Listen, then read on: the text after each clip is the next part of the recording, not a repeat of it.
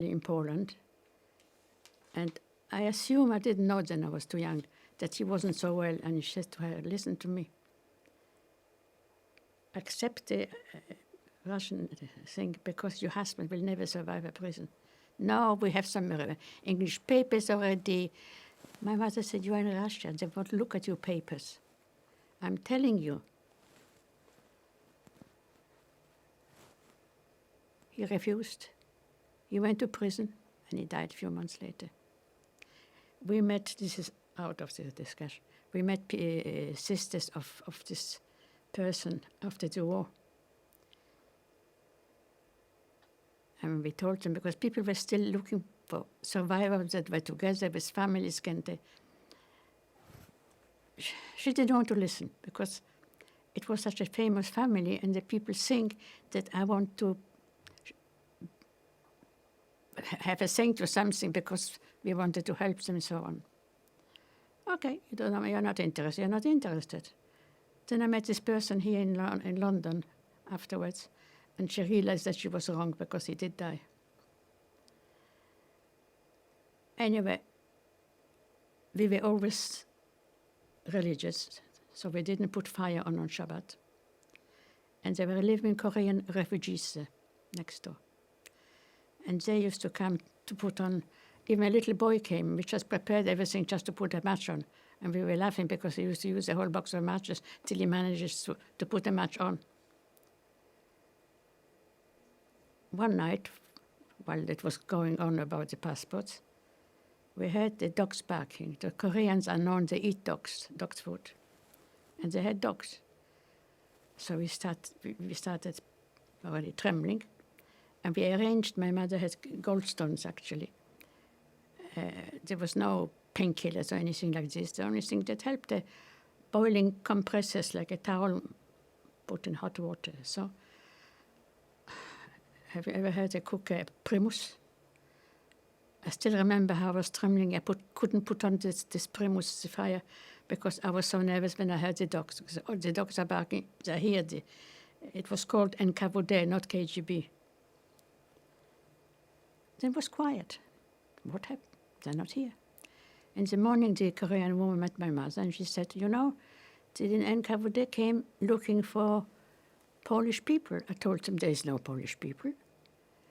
They didn't know that a Polish can be a Jew. This a Jewish one is one thing, and this is another. But this is often happens they didn't know. Now they know because it's Israel, so it's Jewish state, but before not. So they never came back. And it quietened down, so whoever, but a lot of people came back from prison after 2 years, but a lot of people died. Mm. There was one little boy of friends of ours as well from Oceanshire, came to tell us, they took my father and mother. He was 15, 16. I don't know what to do. My mother said, go into hiding. He said, no, I can't, because my father said I must stay at home and watch our possession. My mother said, go into hiding. No, I have to watch our possession. They came, they took him. He went to prison. He never came back. He died. Mm. So let's talk about you leaving Kazakhstan as a family. How many of you were there when you were trying to leave? My father wasn't there anymore. No, my father was there. What am I talking? My father was there. Wait a minute, Kazakhstan? No, my father wasn't there. No, my father wasn't there. I was trying to think all week. I was never at the funeral, so I don't know. No, he wasn't there. But the same thing, the war was finished, but the Russians didn't tell us what to do. Can we leave? Can we not leave?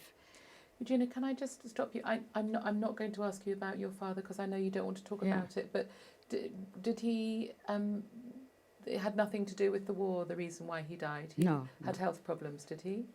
Well, he got a health problem. Yeah, but it wasn't anything to do with the Nazis. No. Okay, so it's entirely separate. No. So we'll leave that subject because I know you don't want to talk about it. So when you were leaving as a family, it was you, your sister, your mother. Yeah. Your brother? Yeah, and my uncle went later, not together with us. Well, we needed permission to leave town, but they didn't care about it. They didn't do so. My brother learned watch repairs. One of the Russians, he was Jewish from Moscow as well, refugee, taught him. And so he knew different people. And he knew somebody who had family working in the police station.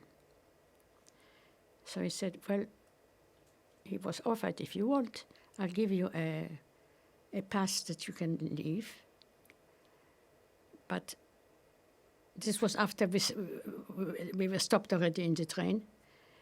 Don't stand on the station a whole day. Just stay far away, and not 100 people, just you and your family. And 5 minutes before the train leaves, just jump on the train. Now, once you're out of the town, Xiloda, you're safe, because they don't know that it is false. But it was a printed pass. Just the signature is not going to be so kosher, let's say, but they won't know it. So that's what we did. And we traveled to Moscow. 5 days and 5 nights. Now in Moscow we had an address.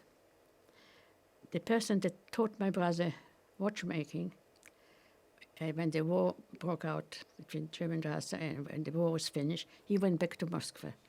And he gave my brother, he said, you never know if you don't land in Moscow, and you might need something. Here is our address. So we had the address. So we traveled to Moscow. We arrived in Moscow after 5 days and 5 nights. Middle of the night. Middle of the night, we went touring in the underground because we heard this is something special, and it is something special. It is the most beautiful underground in the world. Every station is like a palace. And we felt free, hope. And in the morning we went to this family. And then we had to wait a few days to have the next pass to go to Lvov. In Lvov we arrived. Lvov was flat. Everything was bombed because it was in German hands, Polish hands, and in Russian hands, and there was no houses. Eventually we found one woman took us in to get the repatriation papers. Eventually we came back to Poland. We went to Auschwitz. There was no bombs in town. The building was standing. There were all Poles living there. Our things disappeared. The only things my mother saw is 2 Persian carpets. And she told the fellow, he said, I'm not going to give you. You couldn't find anything else. It must have been such mixed emotions to be back in your home and yet not being able to return to your... In a matter of fact, we thought to grandfather's flat we didn't even go because what will I see? Our furniture, they took everything. And my father, he liked nice things. We came back from the holidays. He said he made a surprise to my mother. He changed the silver candlestick from a modern one. And he changed the silver cutlery from a modern one, but we never used it. They all stole everything. So what happened to the apartment block where all of your family, who you described... It still is there, yeah. But the Polish government took it over and doesn't want to give it back. So where did you go? So we went to Katowice. It's a town a bit bigger than Auschwitz, not as big as Krakow. Because I think there must have been their Jewish community offices. They gave us a room. We didn't know what's going to happen. My mother and my uncle said they have to see. My grandfather had properties. He had a factory outside Auschwitz, roofing material. Maybe we can get some money. We had nothing. And my mother said, I need a flat. We can't live like this. She walked in the street and she met an old friend. And she told her this. So she said, I have a flat, a bungalow.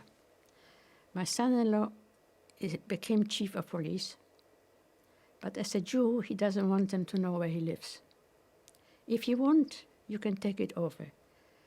But when I tell you he's planning to run away, when I tell you you have got to leave today, you have to leave today. Okay. So we were happy. We had a nice, there was even grand piano and so on, but it was not in the city, it was a bit further out. And then it was a pogrom after the war in Poland, the town Kielce. So we said to my mother, we are not staying here. No way. It's starting worse than it was before. What's the point? We have to leave. We heard there was a Jewish organization from America, the Joint,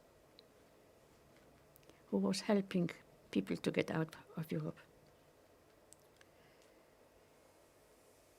So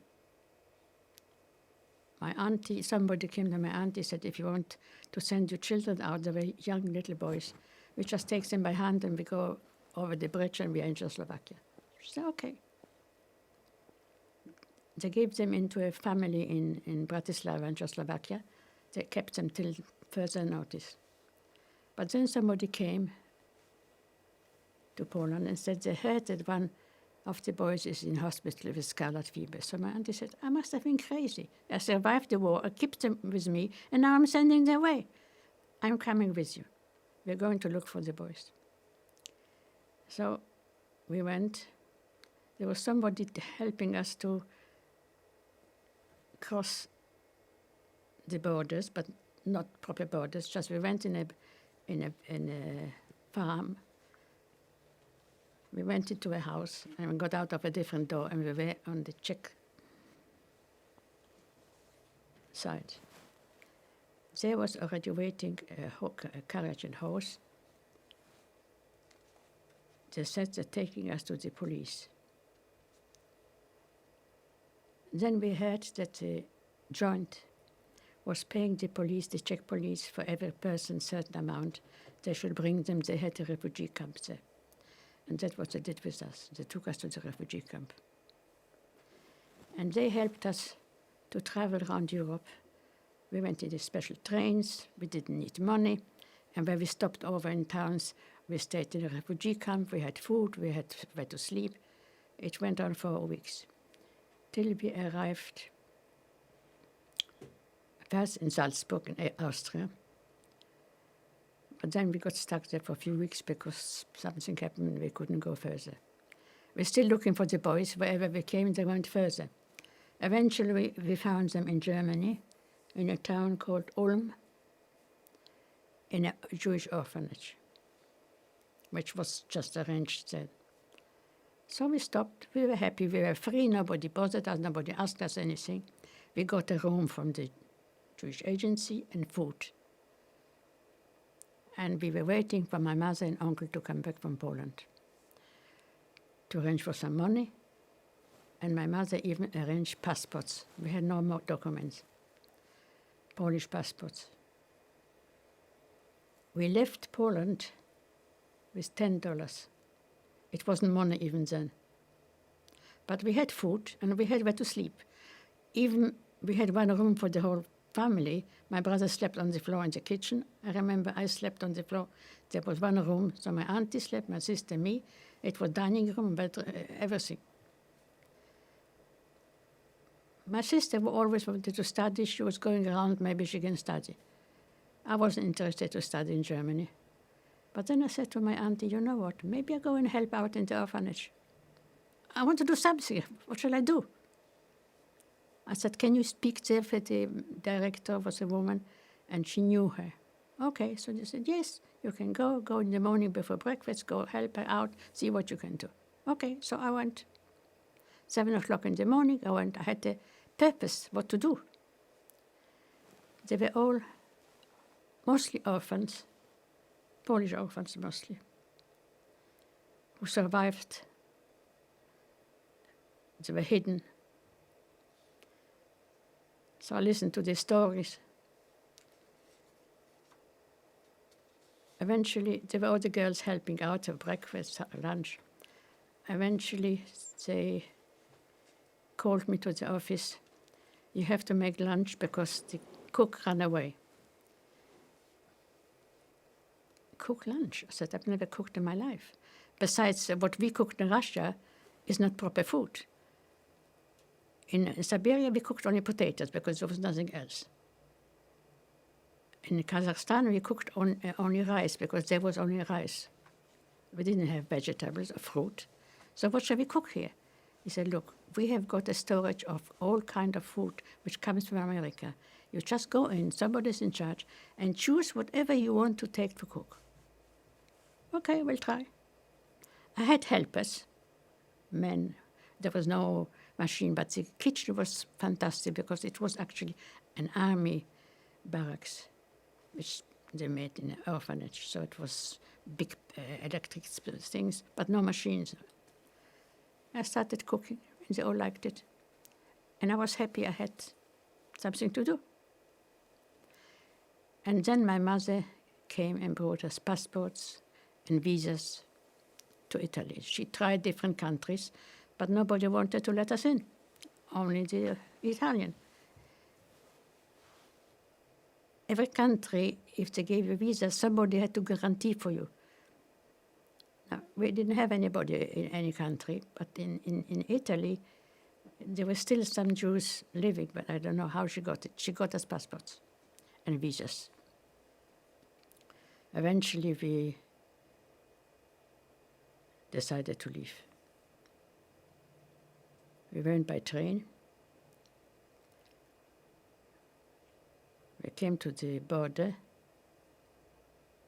They wouldn't let us through. Your visas are not in order. But here are the visas, no? Go back the next town, go to the consulate, and apply for another visa. It was only my uncle and auntie stayed behind. They didn't have the Italian way. They eventually emigrated to Canada. What can we do? Have to go back. Found a little town, Villach in Austria. From Germany, we were traveling through Austria and then Italy. My mother found the consulate. Okay, we'll apply. Every time she went, no, hasn't arrived yet. We lived in a small room. There was a little oven where we cooked. We had not too much money. We looked in town every day looking if we find any Jews. Nobody. We used to go to cinema because it was warm there. We have to find somebody. Eventually, one day, we found 2 American soldiers, but they had the Magen David. So we realized they're Jews. But we were 17 with my sister. Could start talking to soldiers. We couldn't do this. So we came back to the hotel and we told my brother. He said, why didn't you talk to them? Listen, we can't approach soldiers in the street. He went back and he met them. They were working for the Jewish agency. And they were on their way back to America. In middle in the street, they wrote a letter to the director of the joint in Austria, in the town Graz. My brother went there by train, 9 hours train, and explained him our situation. They don't give us we don't get the visa. They say it didn't arrive. We're running out of money. We don't know what to do. We need help. They didn't have money to give us, but they gave us food because it was still rationed. And cigarettes was like money. So they gave us cigarettes. But what he did was even nicer than that. Eventually he came to visit us. It was a 9-hour journey by train. And I went with my mother to the consulate.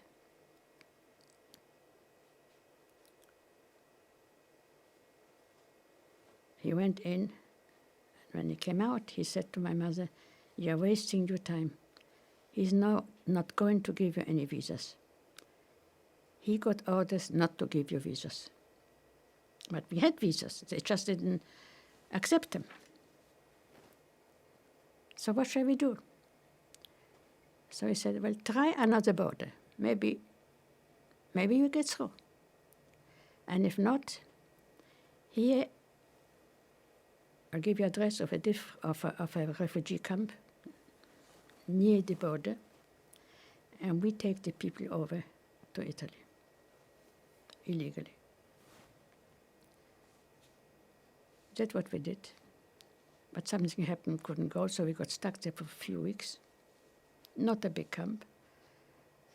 And then suddenly they came and they said, no, why they didn't give us the visa, we only heard afterwards. Because apparently there were illegal boats going from Italy to Palestine. So they assumed if somebody's going to Italy, he's probably going on the illegal to Palestine. And we had no intention going. And because of that, they didn't let us through. And then they came Friday morning. Today we can cross to Italy. Friday evening. My mother said Friday night is Sabbath, and I never travel on Sabbath. There was few rabbis there, and we asked them, and he said, look, nobody knows what can still happen. We have to leave Europe. They were still frightened. There was a pogrom, that's why we ran away. We don't know what's happening. Is it finished really? Is it not finished? So we went Friday night with a lorry near a mountain, 12 hours standing. We walked up the mountain and down, and the other side was already Italy. And they were waiting lorries as well. But we were illegal, even we had visas. So it was closed, the lorries. And we were taken first to town, to the offices, and then to a refugee camp in Milan. And we got stuck there for 1 year, but we were very happy. We were free. We could go out. We didn't even get a room. We had a corner, but we were free. We were out. We could do what we wanted. We met people. And the same thing. We didn't know what to do with ourselves. So somebody asked me, you want to work? I said, what shall I do? You want to work in an office? I've never worked in an office. Nah, you will know. Okay. So come to the office. It was a Jewish community office. So what language do you write? I said, Polish. Polish? Okay, so your books will be in Polish. They were all refugees. People knew different languages. So what was my job? They were getting clothing from America. And people came and fetched it. But there was no record who came, who took it, who got it, who didn't get it. So my job was give them a thing, but to register that the person was already, got already. This was my job. It wasn't difficult. I liked it. I was busy. They didn't pay much, but I had something to do. So we felt free. We met the other people. We didn't know Italian because we forgot it. But then we met a family who was from the same town from Italy where I was born. They were Polish origin, but they spoke only Italian. So we got friendly, and we learned Italian from them because they couldn't speak different. Mm-hmm. So we had already friends, and we met different Polish people that we knew as well who they were. But after a year, they were transferring to south of Italy. And the other story was a very sad story about when you were in Siberia and there was a man with a baby and a blanket. Could you tell me that story? Yeah, yes. When we walked to the station, when we were leaving Siberia, was a young woman walking with us with a baby wrapped in a blanket. And her husband went together with my father to get the permission. And she walked with us. And we arrived at the station and the baby was suffocated. She was wrapped it so much, it was so cold, it suffocated. I don't know how she buried it because the snow was so hard, it was frozen. I don't know how she could bury it. This happened just on the journey when we were leaving Siberia. Mm. We're going to move on in a minute and talk about happier times, about when you met your husband and when you had your family. But when you talked about everything that you've been through as a family, you don't have very much emotion about it. Do you feel that it was a hard time in your life, or you just learnt to deal with it and that's what you had and you just had to get on with it? Yes, of course. Do you remember being frightened? Do you remember being scared? Do you remember feeling... In Russia, yes, definitely. Can you explain that? We were frightened. We were always frightened. I'm still frightened. When my husband goes out, when will you be back? If he's back 5 minutes later, I'm already frightened. So where will you be? When will you come? He gets upset. I told you already. I told you yesterday. I'm terrified. Something shouldn't happen to him. You're frightened that something will happen to him or Yeah. something will happen to you? Not to him. Because you still feel that he is unsafe because he's Jewish? Not really, because he's not a youngster. Okay. So not anything because of now- your experiences, yeah, but because But of... now I'm starting being frightened because he's Jewish, because you hear a lot of stories now. Since Paris, and even in Israel, they started with the knives. Do you think that your anxiety is more because of what you've been through in the past? I'm sure. I'm sure. How do you think that your past has affected the way that you've lived your life? I don't know. I have happy times. I've got lovely children, grandchildren, a nice family life. But I'm a frightened person.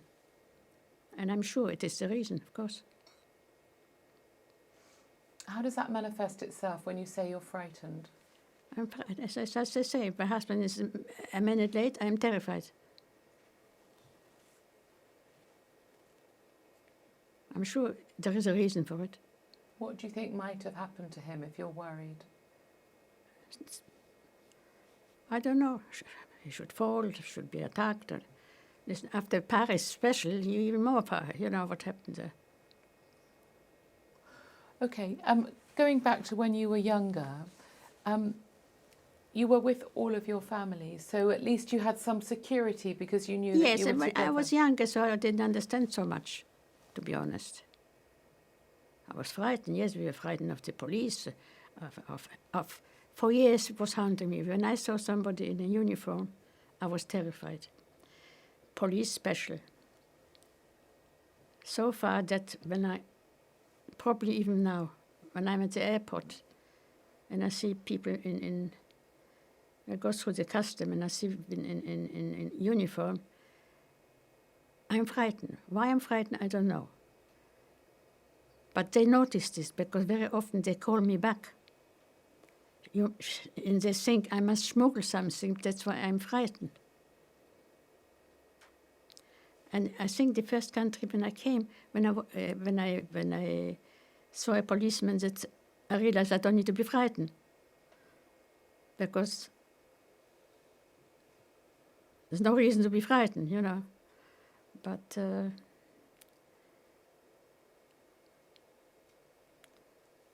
you say I was with the family. I was used to family. Wasn't just my mother, my siblings.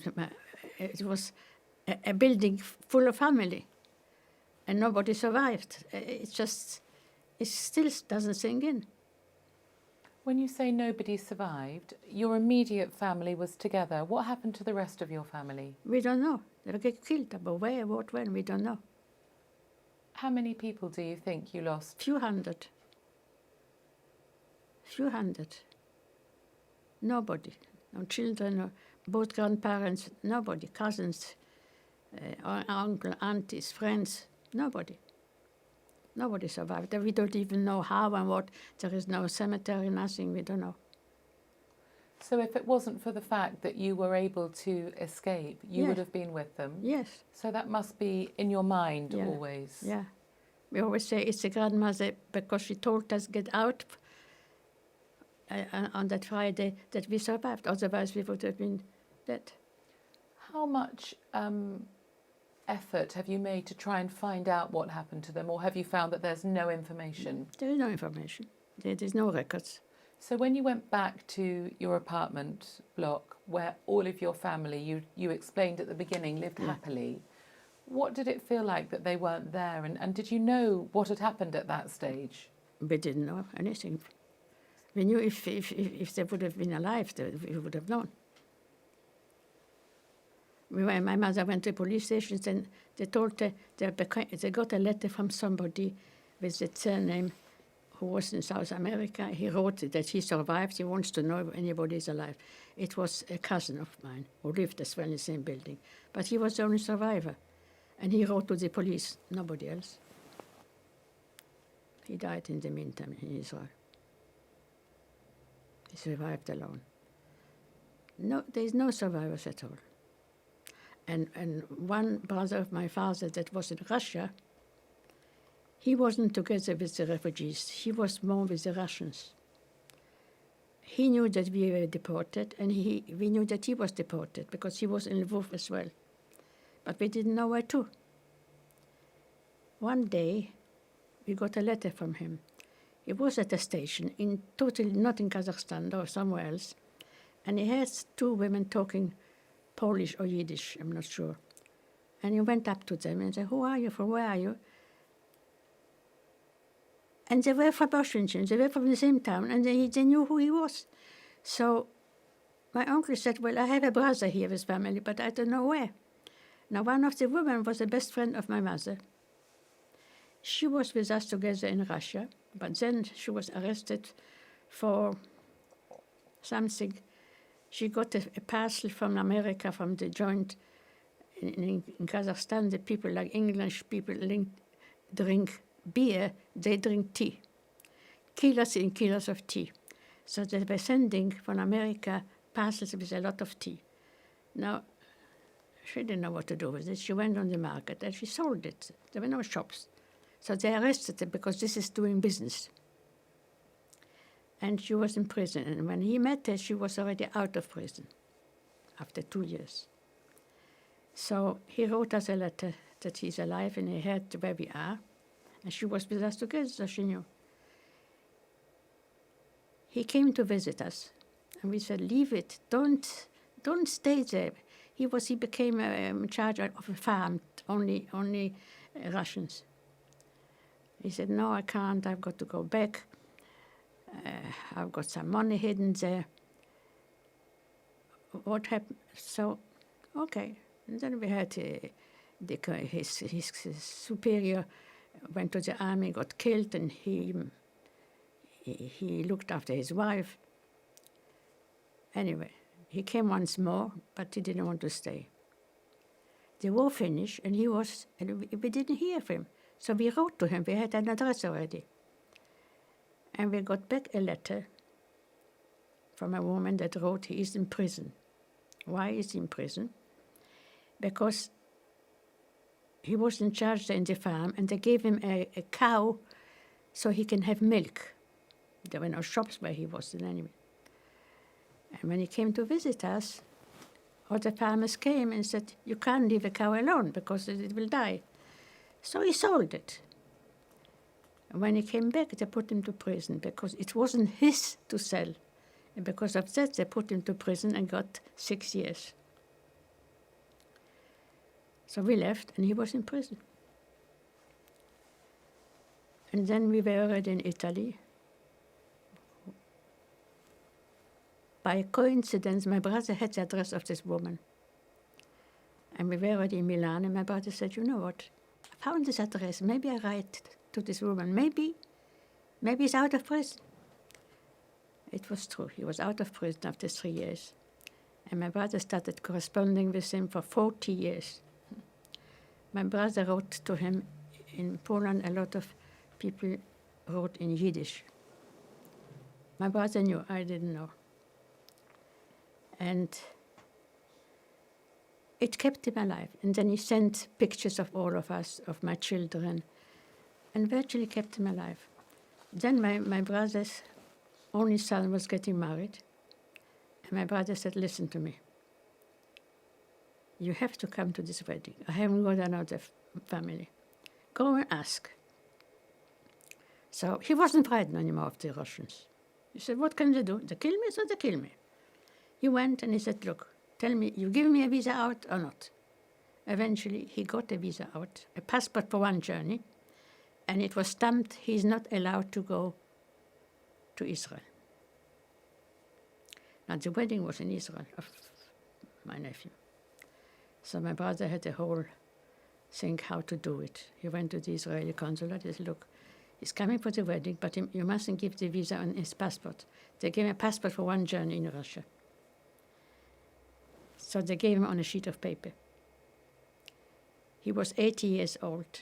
He was dancing the tango with my brother on the wedding. I remember it. We went as well for the wedding. But then he went back. We begged him not to go back. He still went for a few years. We begged him, get out, get out. He got out after 52 years.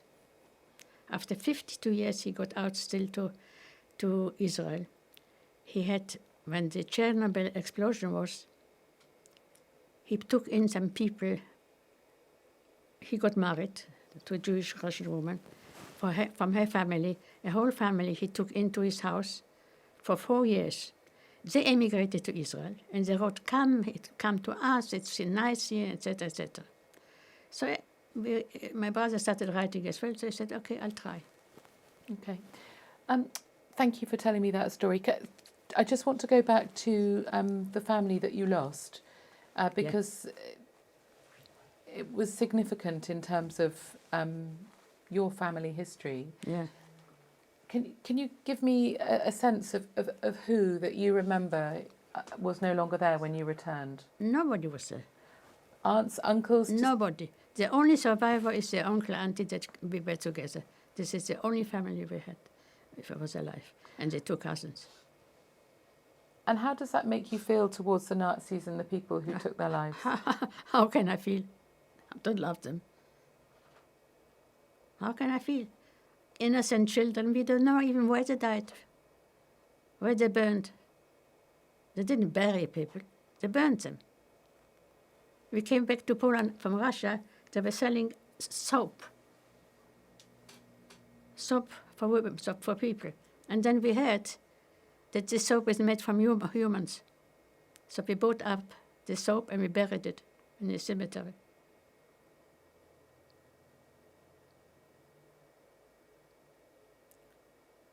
Nobody survived.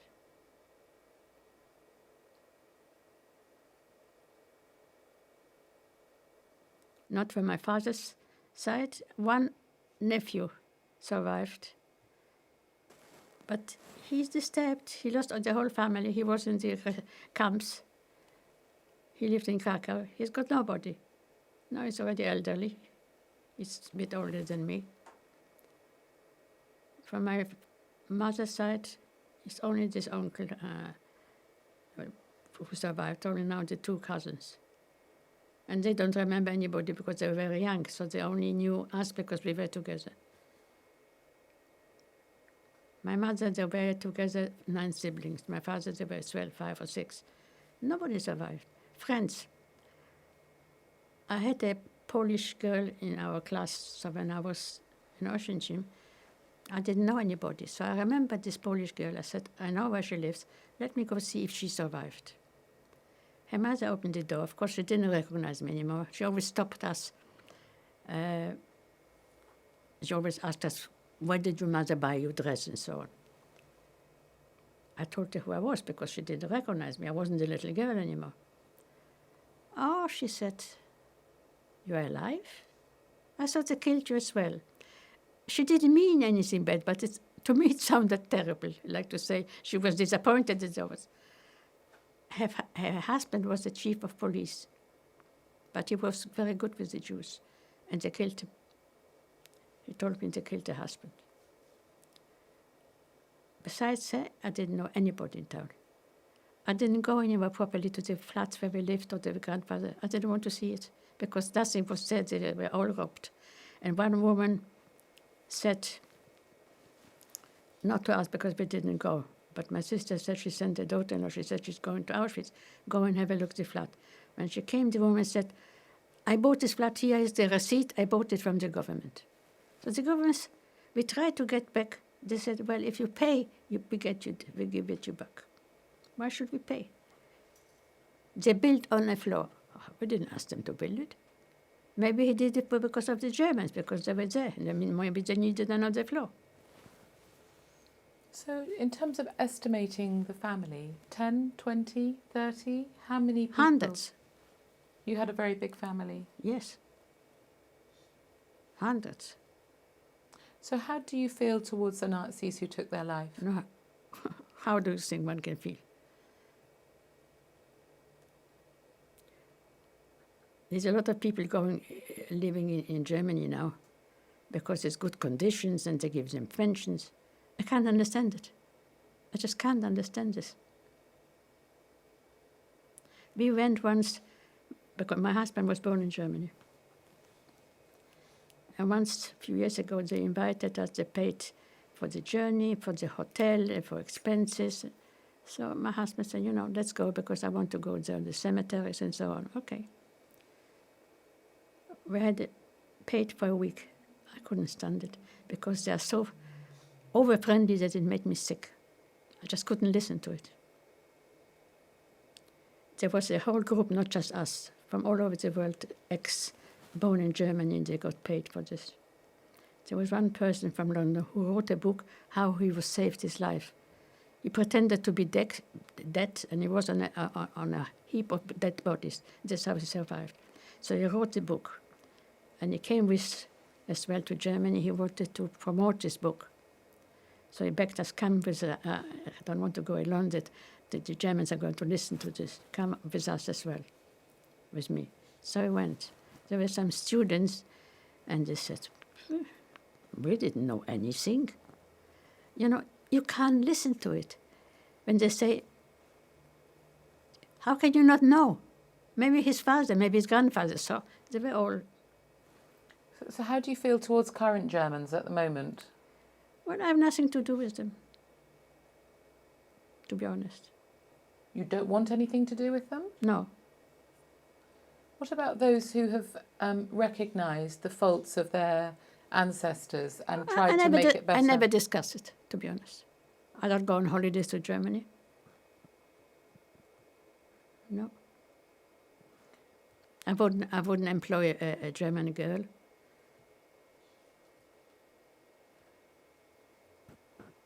I wouldn't trust.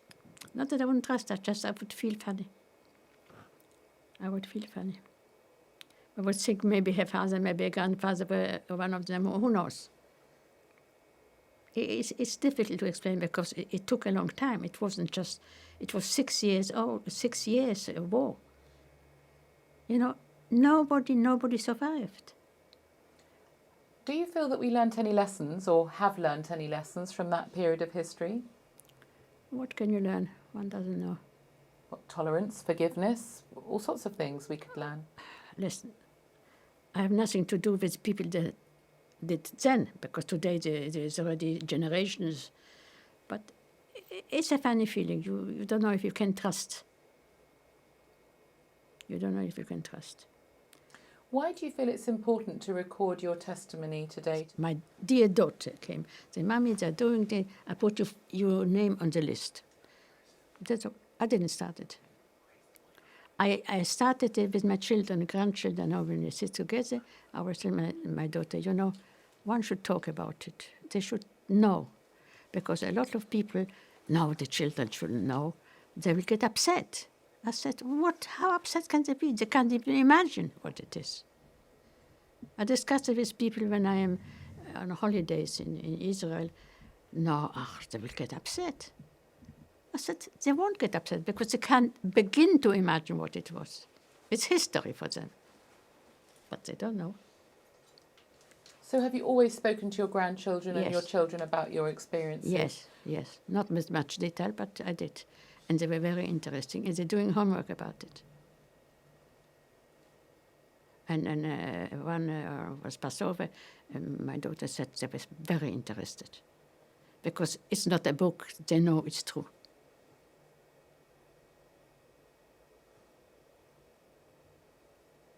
And of course, when I talk about it, I get nervous. I can't help it. How do you feel having told your story to me today? Well, it's not wrong that I told you, but, wasn't especially in the plan, but people should know. It's true, but I didn't choose it specially. I didn't choose it specially. But I know that the Prime Minister instigated this because he was shocked what he saw in Auschwitz. I was there, I know. One can't imagine that such a thing can happen. Not just killing, but burning, making soap of bodies. They said they made even lampshades of the skin of people. The shower rooms, which they sent in to have a shower, but water didn't come out. It was the gas that came out. Can one believe this? Well, there are some people who don't. What do you say to Holocaust deniers?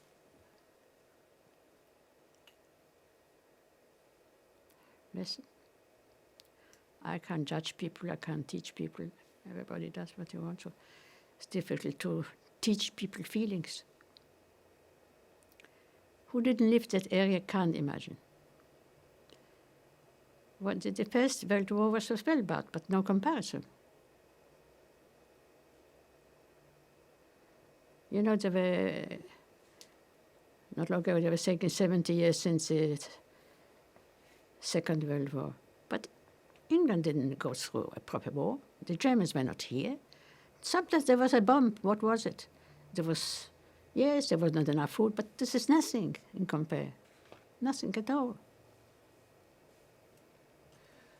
Tell me a little bit about your husband. You have a very a romantic story about how you met. Yeah. Well, we started going for holidays to Switzerland, which is not far from Milan. Skiing holiday. There was a kosher hotel, as my mother always went. And it was known a lot of young people went there, girls and boys. So one day, I met my husband. I had a family friend that lived in Milan, that by chance he was with them together in Switzerland during the war. They even shared a room, so he knew him. And he just introduced us. So we were there, 10 days or more. After 2 days, my husband asked me to marry him. I was there with my mother, and I told her. She said,